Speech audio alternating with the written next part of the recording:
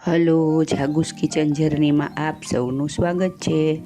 Friends, ધમધોકાર ગરમી ચાલી રહી છે તો આપણને ઠંડુ પીવાનું ખૂબ જ મન થાય. તો આજે આપણે એક નવા જ પ્રકારનો અને એકદમ શક્તિવર્ધક શેક બનાવીશું. આ શેક એટલો સરસ અને એટલો ટેસ્ટી છે ને કે હું તમને શું કહું. તો ચાલો શરૂ કરીએ. સૌથી પહેલાં આપણે 5 થી 7 નંગ ખજૂર લેશું. નાની ખજૂર હોવાથી મેં 7 નંગ લીધી છે. હવે આપણે તેમાંથી થળિયા કાઢી લેશું અને તેને સમારી લેશું.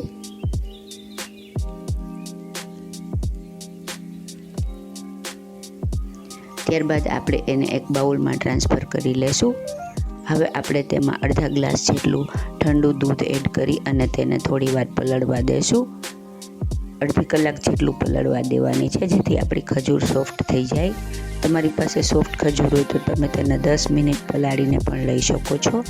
હવે આપણે 2 ચીકુ લેશું અને તેને છાલ ઉતારી અને તેમાંથી ઠળિયા કાઢી તેના નાના નાના પીસ કરી લેશું.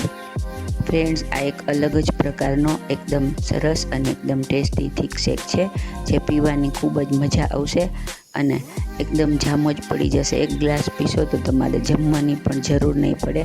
એટલો એકદમ સરસ અને એકદમ મસ્ત છે, તો તમે ચોક્કસથી ટ્રાય કરજો.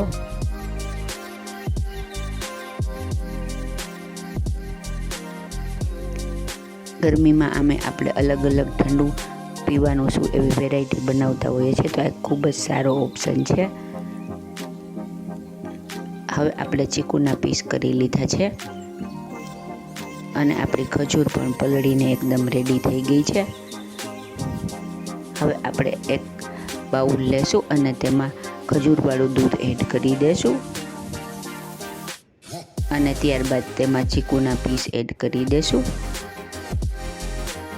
ફ્રેન્ડ્સ, આટલામાંથી 2 ગ્લાસ શેક રેડી થશે. દૂધ મેં અત્યારે 1 મોટો ગ્લાસ જેટલું લીધેલું છે.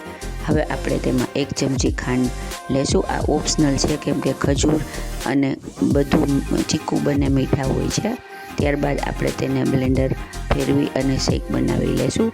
હવે મેં ડાર્ક ચોકલેટ મોલ્ડની આવે તે લીધી છે. તમારી પાસે ન હોય તો તમે ડેરી મિલ્કને થોડી વાર ફ્રીજમાં રાખી હાર્ડ કરીને લઈ શકો છો. તેને ચીઝની ખમણીથી આપણે આવી રીતે ખમણી તેના ફ્લેક્સ બનાવી લીધા છે. હવે આપણે 1 સર્વિંગ ગ્લાસ લેશું અને તેમાં આઈસ ક્યુબ એટલે કે બરફના પીસને પહેલાં મૂકીશું. ત્યારબાદ તેમાં ચોકલેટના ફ્લેક્સને ઉમેરીશું. ચોકલેટ ફ્લેક્સ ઓપ્શનલ છે, તમને ન ગમતા હોય તો તમે સ્કીપ કરી શકો, પણ ચોકલેટ કોને ન ગમે. હવે ત્યારબાદ આપણે તેમાં શેક રેડીશું. જુઓ કેટલો થીક શેક બનીને રેડી થઈ ગયો છે ને. આમાં ખજૂરના ચંક્સ ચાવવામાં આવશે તો પણ તે સરસ લાગશે. હવે આપણે તેને ચલાવી લેશું. આથી ચોકલેટ મિક્સ થઈ જશે અને ગ્લાસમાં તે ટ્રાન્સપેરન્ટ ગ્લાસમાં દેખાશે તો તેનો લુક ખૂબ જ સરસ આવશે. હવે આપણે ઉપર ફરીથી ચોકલેટના ફ્લેક્સ એડ કરીશું અને ઉપર એકદમ સરસ ચોકલેટનું લેયર કરી દેશું જેથી કોઈ નાના બાળક પીવે તો તેને તો મજા જ પડી જાય છે ને. એકદમ જોરદાર, એકદમ મસ્ત, એકદમ ઇઝી અને એકદમ ટેસ્ટી એવો આપણો ચીકુ ખજૂરનો થીક શેક રેડી છે. તો તમે આ ઉનાળામાં ચોક્કસથી બનાવજો અને આનંદ લેજો.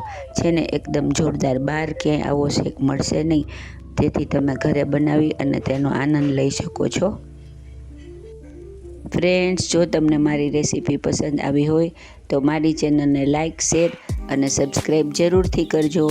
અને હા, મારી રેસીપી તમને કેવી લાગી તે પણ જણાવજો. ધન્યવાદ.